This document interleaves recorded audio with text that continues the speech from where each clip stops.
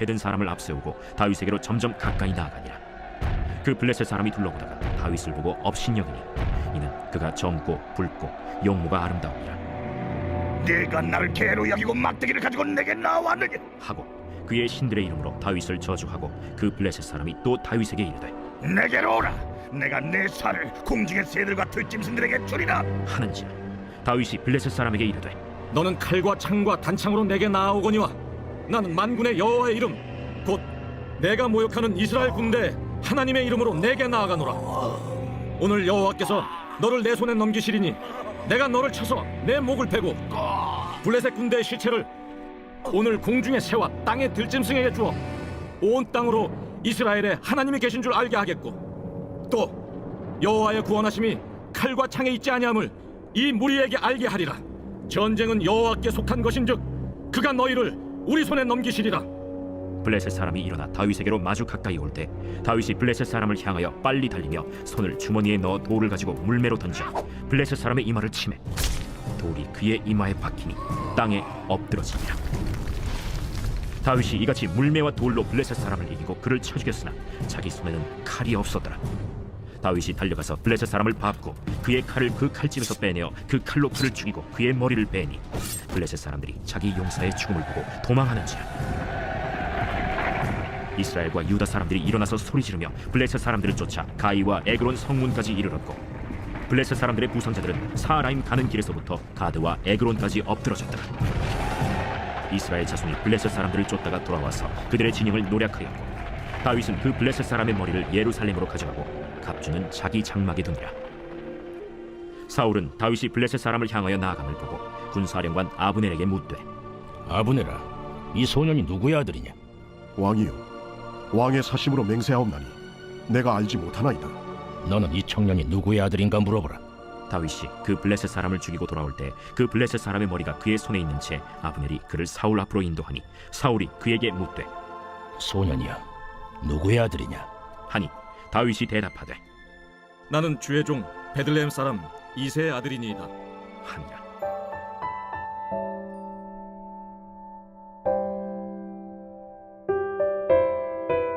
오늘 말씀 너무나 많이 들었습니다. 다윗과 골리앗의 싸움. 이 사건은 믿지 않는 사람들도 다 아는 이야기죠. 블레셋이 이스라엘로 쳐들어옵니다. 정말 징글맞게 괴롭힙니다. 그런데 이번엔 심상치 않습니다. 그 유명한 골리앗이 같이 왔거든요. 그의 키는 6규빗 1뼘, 즉 2m 90입니다. 그런데 골리앗은 키만 큰 것이 아니라 덩치도 엄청납니다. 그러니 그에게는 세상에 두려울 것이 전혀 없었죠. 이런 골리앗이 이스라엘 군대를 향해 1대1로 맞짱 뜨자는 겁니다. 그렇게 맞짱 떠서 지는 사람이 이기는 사람의 종이 되자는 말이죠. 여러분, 전쟁은요, 인생의 주인이 바뀌는 문제입니다. 패배자는 승리자의 발밑에 굴복하고 그들의 종이 되어야 하죠. 반대로 승리자는 패배자를 종처럼 마음대로 부릴 수 있고요. 그럼 여기서 발견할 수 있는 영적인 해석은 뭐예요? 지난주에 말했던 것처럼 우리의 인생도 전쟁터라고 했습니다.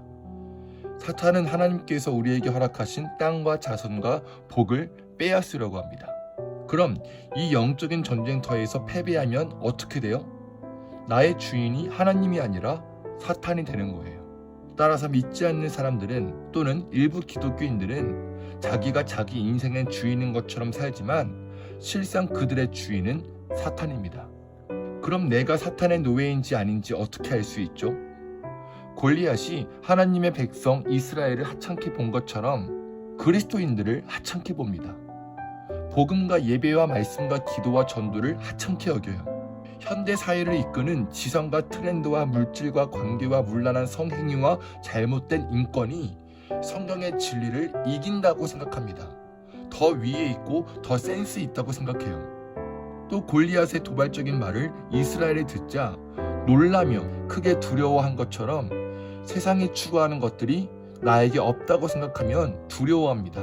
나 이거 부족한데, 나 이거 없는데 어떡하지? 자, 이스라엘 군대가 골리앗의 도발하는 말을 듣고 두려워 떨고 있을 때 똑같은 말을 듣는 다윗은 다르게 반응합니다. 싸우겠다고요. 그러자 사람들이 말립니다. 네가 어떻게 저 거인 군인과 싸울 수 있겠냐고요. 다윗의 큰형 엘리압은 다윗을 철없는 아이로 치부하며 무시합니다. 마찬가지로 믿음 생활 좀 해보려고 하면 세상은 수많은 말로 우리를 방해하고 맡겨진 일이나 제대로 하라고 합니다. 철없게 한심하게 생각해요. 내 안에 육신의 생각도 우리에게 말해요. 너 같은 죄인이 무슨 영적인 전쟁을 하겠냐고요. 어차피 달라지지 않을 거라고요. 하지만 다윗은 사람들의 조롱과 무시에도 어떻게 해요? 전쟁터로 나갑니다. 그리고는 골리앗에게 말합니다. 너는 세상의 무기를 들고 나에게 왔지만 나는 골리앗 네가 모욕하는 만군의 하나님을 의지하고 너에게로 나왔다. 그런데 말만 한 것이 아니라 그를 죽입니다. 다윗이 승리해요. 자, 골리앗을 이긴 다윗, 그야말로 한순간에 영웅이 되었어요. 그러자 사울이 궁금해합니다. 다윗이 누군지요? 그리고 질문하죠. 아브넬 장군, 저 청년이 누구의 아들이요? 그럼 사울은 왜 다윗의 아버지가 누구인지 궁금했을까요?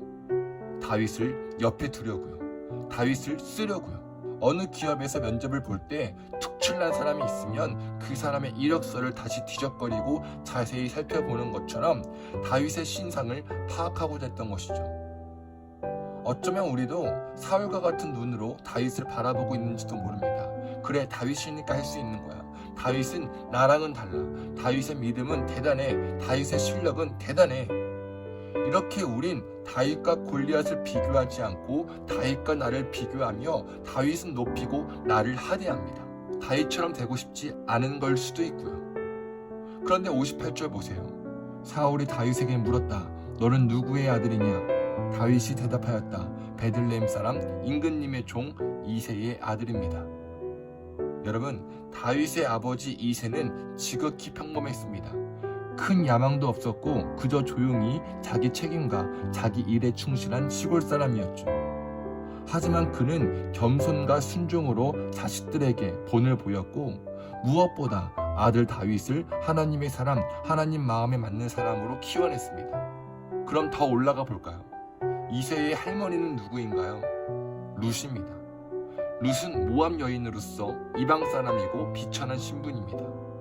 룻은 비록 하나님을 몰랐던 여인이었지만 시어머니 나오미를 통해 하나님을 믿게 되고 결국 보아스와 결혼하게 되죠.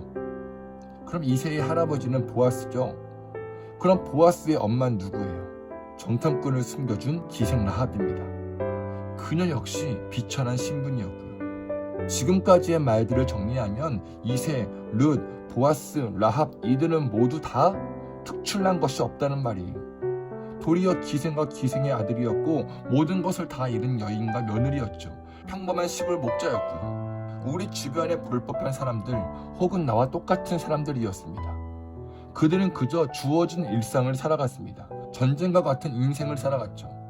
때론 사람들에게 조롱받고 무시를 당하기도 하고요. 하지만 그들이 놓치지 않은 한 가지가 뭐예요? 하나님이요.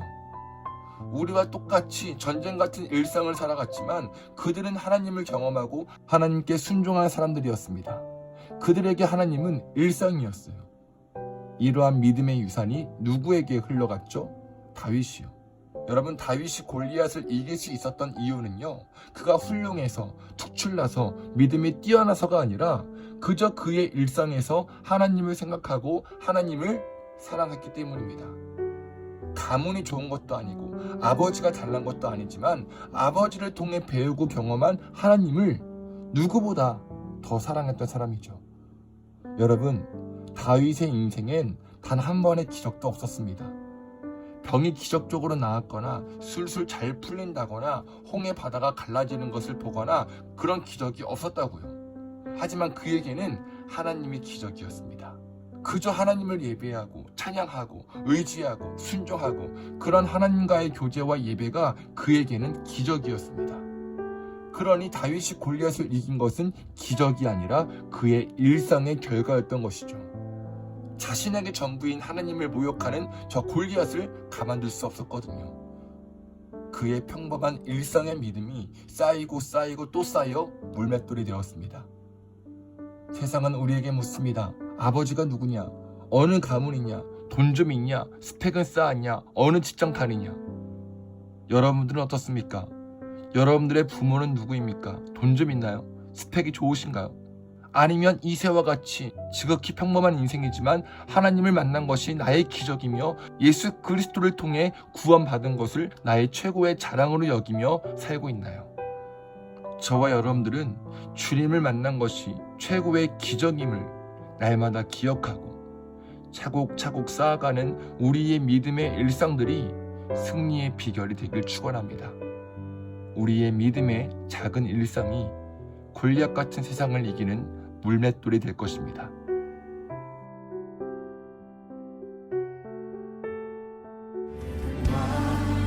삶을 살아내는 실력이 너무나 다른 내 모습을 볼 때 이 모습도 주가 사랑하실까 자신 없는 내 모습 그저 주님 앞에 있네 나 같은 자도 사랑하여 주시고 한 번도 나를 떠나지 않으셨네 아픔 속에 주를 찾게 여긴 날 부짓지 않으시고 내 손 잡아주시네 오직 주님 안에 오직 주님 안에 두려움 없네 고난을 통해 날 만드시는 믿네 주님만이 내 모든 것 대신에 주의 주님 날 붙드심을 믿습니다 오직 주님 안에 소망 있네 내 삶을 통해 영광 받으신 주님만이 내 모든 것 대신에 주의 선하신 그렇습니다 우리 주님 안에 있습니다 오직 주님 안에